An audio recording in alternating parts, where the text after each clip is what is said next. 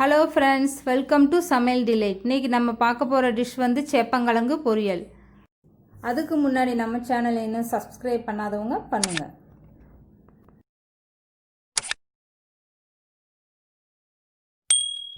தேவையான பொருள் என்னென்னு பார்த்துடலாம். சேப்பங்கிழங்கு.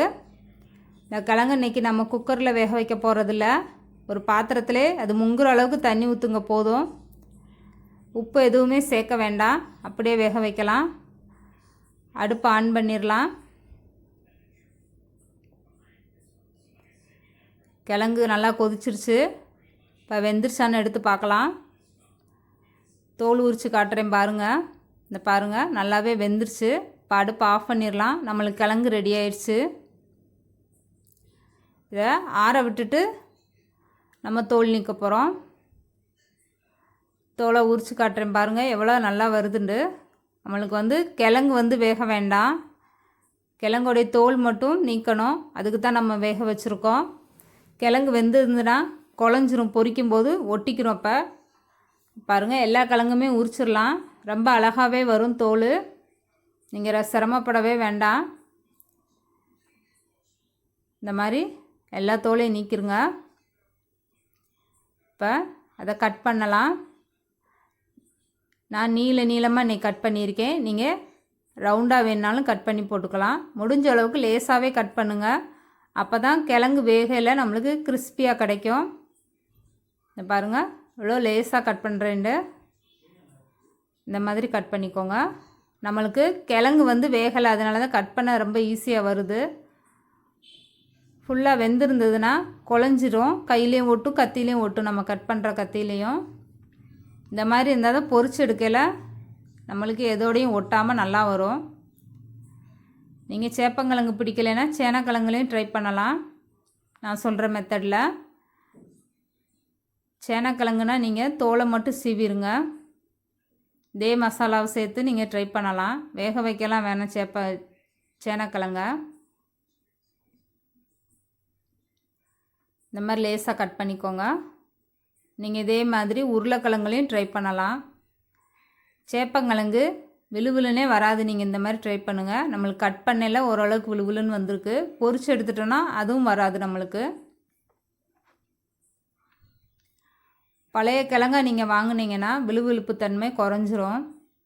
வீட்டில் வாங்கினாலுமே நீங்கள் ஒரு வாரம் போட்டு வச்சுட்டு அப்புறம் யூஸ் பண்ணுங்கள். கடையில் உங்களுக்கு பழைய கிழங்கா கிடைக்கும்னா உடனே வாங்கி யூஸ் பண்ணலாம். பாருங்கள், இந்த மாதிரி கையில் எடுத்து விட்டுருங்க. கிழங்கு கட் பண்ணையில் ஒட்டி இருக்கும். இந்த மாதிரி எடுத்து விட்டு மசாலா சேர்த்துடலாம். 2 ஸ்பூன் பூண்டு சேர்த்துக்கலாம். பூண்டு அரைச்சி வச்சுருக்கேன். 2.5 ஸ்பூன் மசால் பொடி, நம்ம வீட்டில் குழம்புக்கெல்லாம் போடக்கூடிய மசால் பொடி சேர்த்துக்கலாம். இது வேணான்னா நீங்கள் தனி மிளகா பொடி சேர்த்துக்கலாம், உங்கள் உரப்புக்கு ஏற்ற மாதிரி. தேவையான அளவு உப்பு வந்து கொஞ்சம் கம்மியாகவே சேர்த்துட்டு அப்புறம் டேஸ்ட்டை பார்த்துட்டு கூட நீங்கள் சேர்த்துக்கோங்க. 1.5 ஸ்பூன் கரம் மசாலா தூள் சேர்த்துக்கலாம். 1 ஸ்பூன் மிளகுத்தூள். இதை அப்படியே பிசைஞ்சு விடுங்க. நம்ம தண்ணி ஊற்ற வேண்டாம். கிழங்குல உள்ள தண்ணியே நம்மளுக்கு போதும். இந்த மாதிரி பிசைஞ்சு விடுங்க எல்லா கிழங்கையும். மசாலா வந்து எல்லாரோடையும் மிக்ஸ் ஆகணும். எல்லா கிழங்குலையும் இப்போ மிக்ஸ் ஆகிடுச்சு. எதுவுமே ஒட்டலை கிழங்கு பாருங்கள்.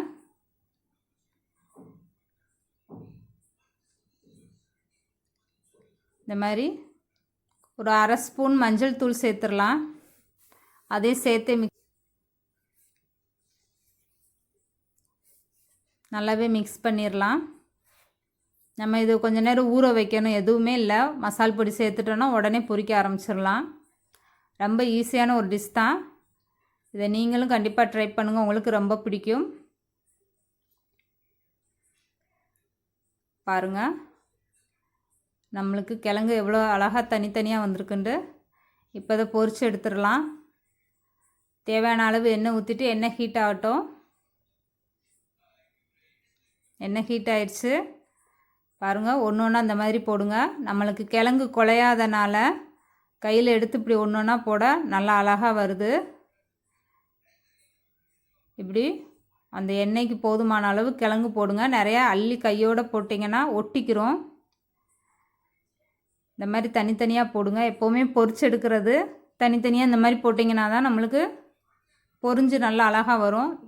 கையில் அள்ளி அள்ளி போட்டிங்கன்னா மொத்தமாக ஒட்டிக்கிறோம். அடுப்பை வந்து மீடியமாகவே வச்சுக்கோங்க. ஃபுல்லாக வச்சுக்கிட்டிங்கன்னா மசாலா வந்து கருகிடும், சீக்கிரமே கருகிடும். கிழங்கு வந்து நம்மளுக்கு வெளியில் வெந்த மாதிரி இருக்கும், உள்ளே வந்து வேகாது.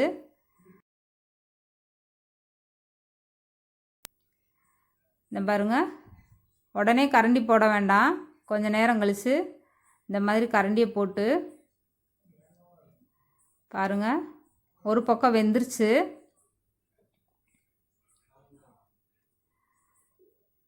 நம்மளுக்கு கரண்டிலையும் மசால் ஒட்டலை, சட்டிலையும் ஒட்டலை. நம்மளுக்கு இப்போ கிழங்கு ரெடி ஆயிடுச்சு. பொரிஞ்சு வந்துருச்சு பாருங்கள், நல்லா ப்ரௌனிஸாக வந்துருச்சு. நீங்கள் சாப்பிட்டு பாருங்கள், உங்களுக்கு ரொம்ப பிடிக்கும். கிழங்கு வெந்துருச்சுன்னா நம்மளுக்கு எண்ணெயில் மேலே வந்துடும். இப்போ இந்த கிழங்கு ரெடி ஆயிடுச்சு. இதுக்கு மேலே விட்டிங்கன்னா கிழங்கு வந்து ரொம்ப கருகிரும்.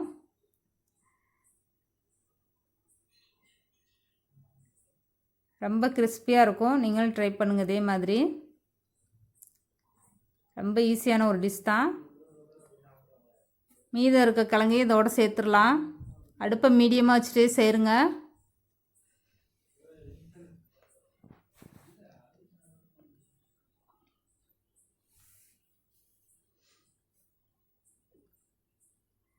எல்லா கிழங்கையும் இதில் சேர்த்தாச்சுப்பா.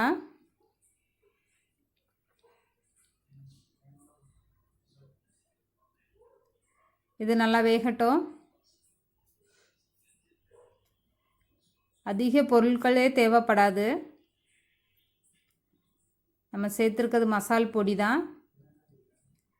இந்த கிழங்கு நம்மளுக்கு இப்போ ரெடி ஆயிடுச்சு பாருங்கள். வெந்து மேலே வந்துருச்சு.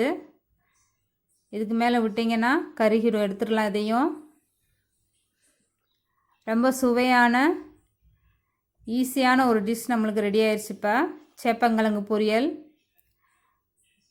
ரொம்பவே நல்லாயிருக்கும். நீங்களும் ட்ரை பண்ணுங்கள். விழுவிழுப்பே இருக்காது. இப்போ உங்களுக்கு இது ரொம்ப பிடிக்கும். சுவையான டேஸ்டியான சேப்பங்கிழங்கு பொரியல் ரெடி. மீண்டும் ஒரு நல்ல டிஷ்ஷோடு சந்திக்கிறேன்.